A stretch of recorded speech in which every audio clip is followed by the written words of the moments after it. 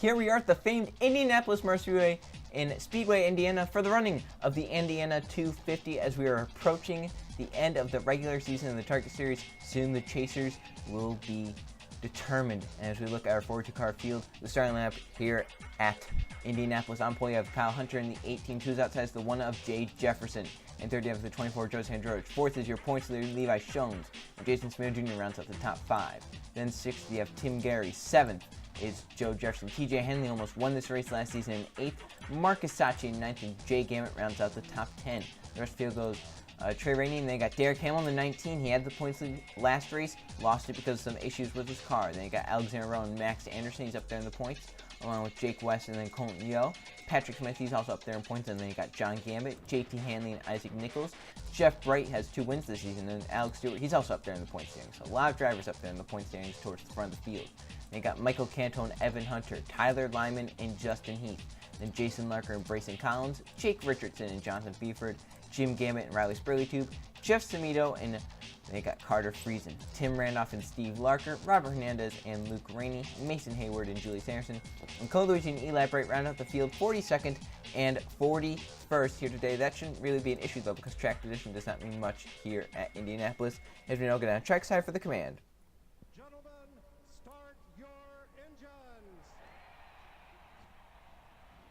Settle in, relax, take a deep breath. It's a long, hard race.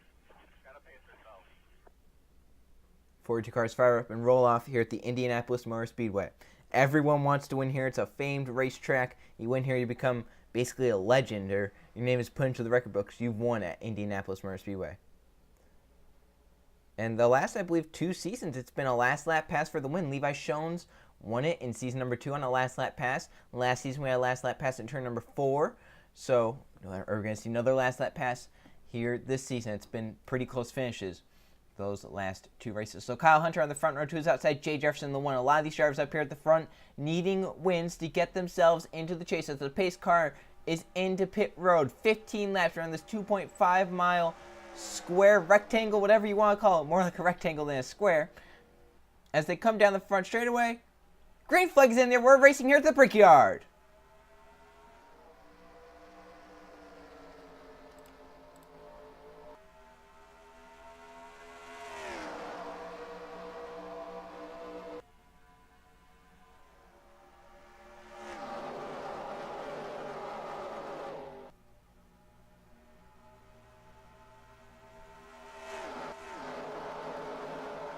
Field flying off turn 2 down the backstretch.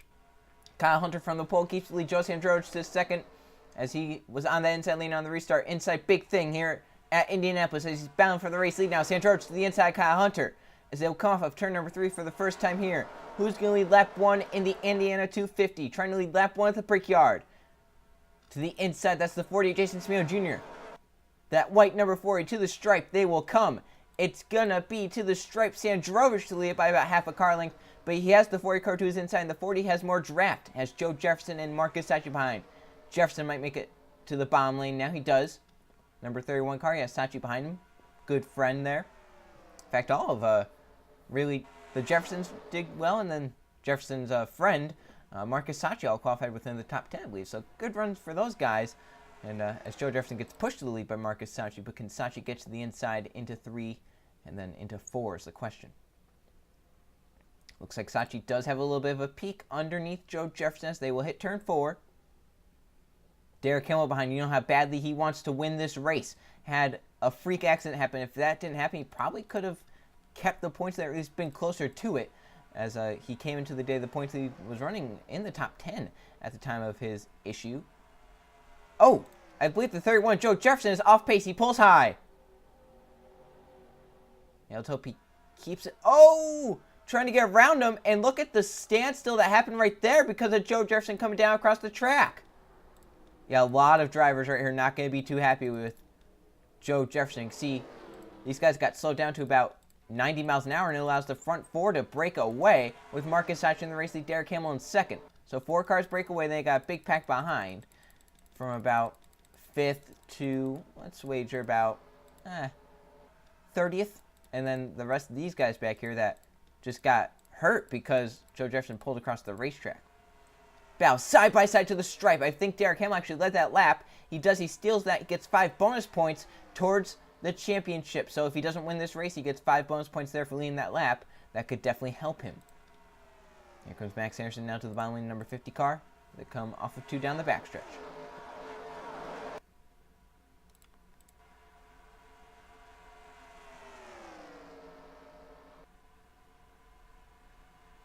See entering turn 3 here. Colton with a big run onto that 50 car. And now the field's starting to kind of come together. That big pack with more draft there. Closing up 3 wide. Jason Larker and Jake Richardson. They save it for now. Get up into Tim Gary. Gary's into the wall, but they still save it. No caution. No caution. But a ton of damage to the 2 and the 51. Slows up the 0-1 of Brayson Collins. Tim Gary has damage to both ends of that race car. And my, oh my, that could have been a huge crash if Tim Gary and Jason Larker did not save those cars. Great job by both those guys, and Jake Richardson as well, for hanging on to those cars. As we look back up to the front, Marcus Sachi looking on Max Anderson, just stalking him as they come into turn 3. See how much that split the pack once again. Let's see if they can form a way back up together. So come to 10 laps to go. Max Anderson still up front of Marcus Sachi. Sachi looking to get his 3rd win of the season. He's been free-falling in points ever since his 2nd win of the season. Looking to pick up some more momentum getting into the chase.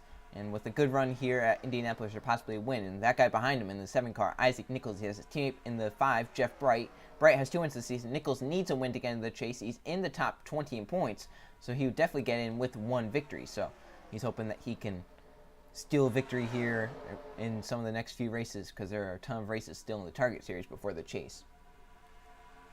And before the chase, of course, Gatorade Cup Series racing here tomorrow. The Brickyard 400. It's been a wild race in the past. It's determined a lot of people who've made the chase and who hasn't.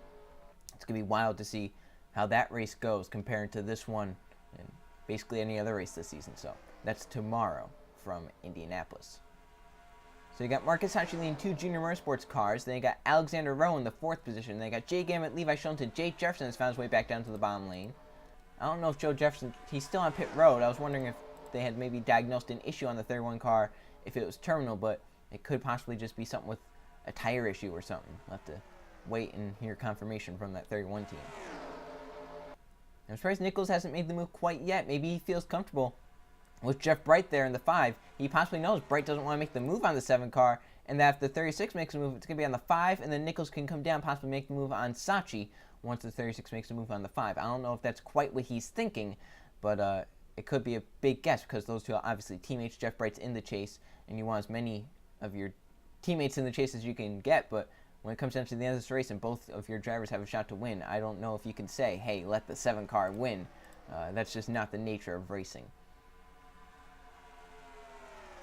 And now they're kind of forming a single file line, which is very interesting, right behind Marcus Sachi. On back to, I believe that's Joe Sandrovich in the 24. So about the first 10 cars single filed out. Who's the first person to make a move out of line to try and get to the race leader, gain their positions? Yeah, you can see that they're staying behind. Nichols had a big run, but he let off to stay behind the 12 car, and even when Nichols left, no one made a move underneath. It's kind of like when they're at Daytona or Talladega, and they get single file. Oh, here comes Nichols. He's going to make a move to the inside Marcus Sachi. Nichols has all the drafting up with him. His teammate in the 5 behind him, pushing him to the front. Nichols is going to lead at the stripe, but Jeff Bright could make a move to the inside into turn 1. Here he goes now to the inside to turn 1. Yep, now the shuffling's going to begin. Who's timed it right? Who's in the right position? Can someone just stay out front and lead these final 7 laps uncontested?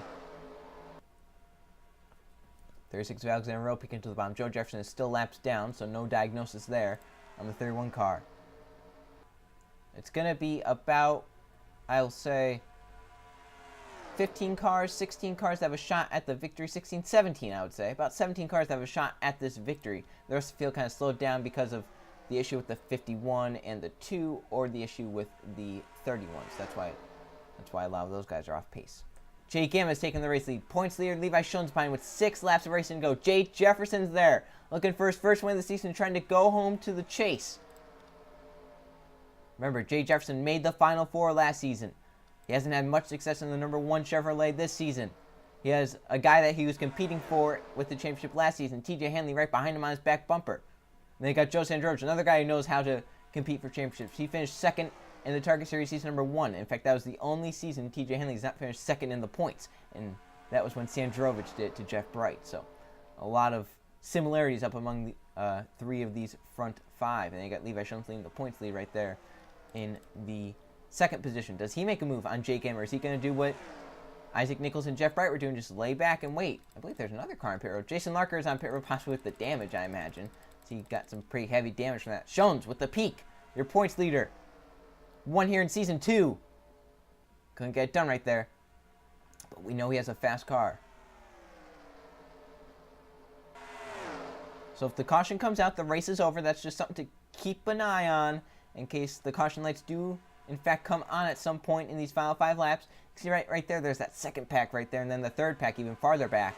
Those are really what's separated into this front pack, a middle pack, and then the back pack. So come to 4 laps to go. Everyone's getting single filed out. Who's the first to make a move out of line, and who is it going to hurt in the process? 4 laps of racing to go around the Brickyard. That's 10 miles still. You got 10 miles. It's 2.5 miles a lap. Schoens with the peak. Couldn't get it done again. Is he possibly just trying to get air off of the nose of the 38? Possibly trying to get some clean air into that grill. He's been behind that 27 for a pretty good time. He's been in the pack. Possibly the car's starting to overheat just a little bit. And that's more incentive to make a move. Yeah, once again, they did the same thing Nichols did. They broke the throttle getting into turn 3. Gonna stay single file. Now, if I'm someone like Joe Sandroge, the 09 Patrick Smith, Derek Hamill, Colton Yo, Michael Canto, I'm making the move now. I cannot wait until 2 or even the white flag lap. Levi Schoens, Jay Jefferson, TJ Hanley, and Joe Sandrovich can wait until the white flag lap because they're up in the top 5. On back, you cannot wait until that last lap. You have to make it now. 3 laps to go. And who's going to be the first to make that move is the question. Who has the best car in this single file line? In fact, I don't even know if they're double file at all in this pack. Yeah, it's only at the back. And then you got this another single file train. So it's going to come down to these final few laps. Jay Jefferson with a run onto the number 38 car. Couldn't make a move there. Come to 2 laps to go this time. Hanley. Looked like he was going to make a move, but couldn't get it done. Come to 2 laps to go. Schoens needs to make this move. And if Schoens doesn't make it, you know Jefferson or TJ Hanley has to make it. These guys cannot just sit here and run like this until the white flag lap. Schoens with the peak. Once again, not enough of a run. He needs to get a better run down the straightaways. Maybe lay back just a little bit down the backstretch into turn 3. Jake Gammett leading the field around. They do have a lap car ahead. It's Joe Jefferson in the 31. He's gotten back out on track, so issue resolved on the 31 car. He shouldn't be an issue in terms of lap traffic. So here they come. White flag this time by. It'll be 2.5 miles left. Can Jake Gammett hold on over Levi Schoens? Does Schoens have something for the 27? Can Jay Jefferson and TJ Hanley make a move as well? Off of 4 they come. White flag for Jay Gambit. One more time around the Indiana 250 at Indianapolis. Who makes a move? Does anyone make a move? Schoens with another peak. Once again, does not work for him. They have half a lap now to try and get around that 27 car down the backstretch. Can Schoens peak low? I don't know if they can get it done. They just have not gotten good enough for runs down the straightaway. Into turn 3 for the final time. Schoens looking for some magic they made in Season 2. He has a run. Can he get to the inside? He cannot. Jake Gambit covers the spot off of turn number 4. First win of the season for the 27 team. Jake Gambit wins at Indianapolis. They rode like that till the end. No moves were made. Jake Gambit wins. Here at Indianapolis, he dominates the last half of the race and is able to keep everyone in a nice single file line behind him and ends up with the victory. Let's now go check the finishing results. Here are the finishing results from the Indiana 250 at Indianapolis. There were actually no caution flags. And 6 different drivers led this race. Jay Gambit leading the most, 7 of 15 laps to get to victory lane. Levi Shones in second, Jay Jefferson in third, TJ Henley fourth, and Joe Sandrovich in fifth. Then you got Patrick Smith in sixth, Colton Yo seventh, Derek Hamill in eighth, ninth Michael Canto, and Jason Smith Jr. rounds out the top 10. So there's your top 20. You can see your pole sitter, Kyle Hunter, ends up 12th. Didn't even lead lap this race. Decent day for him. It came down to, 17 cars in that pack at the end to get to victory lane. They stayed single filed out, allowed Jay Gambit just coast home to victory lane. The guys from about 18th to, 18th to 24th were slowed by the near wreck with Tim Gary and Jason Larker. And then the rest on back were slowed because of Joe Jefferson when he pulled across the racetrack in front of them. See, Tim Gary ends up off pace, 40th, 27 seconds behind the race leader. Joe Jefferson 5 down, and then Jason Larker with a valve issue ends up out of this race in 42nd. So now let's go look at the point standings. After Indianapolis, here are the point standings. Levi Shones keeps that points lead by 49 points. He extends it to Patrick Smith in second. Max Anderson is third. Derek Hamill fourth. Those four are within 100 points of each other. And they got Alex Stewart in fifth. Then Justin Ethan sixth. Luke Rainey seventh. Jay Gambit eighth with that victory, so he's right now in the chase. Ninth, TJ Henley. Evan Hunter in 10th. So there's your top 20. And with all these two-time winners, you know if you have one win, you definitely want to get a second one. As right now we have 1, 2, 3, 4, 5, 6, 7, 8, 9, 10, 11 drivers above the top 20 with the victory in the chase. Look down, Steve Larker, Brayson Collins, and Jonathan Buford also down here with victories. So that would be 12, 13, 14. So all your two winners, so you can see 2 right there, 3, 4, 5, 6 right now in. And they got 7, 8, 9, 10, 11, 12. It's between JT Hanley and Tyler Lyman because Jay Gambit won that race. He's up to 8th in points now, so he's in, as of now, has that points lead, and it's a 32-point battle between Lyman and JT Hanley for that spot. These guys down here, Jonathan Buford needs another win badly to get into this chase, and then you got some guys even up there towards the front of the points that are going to need some wins.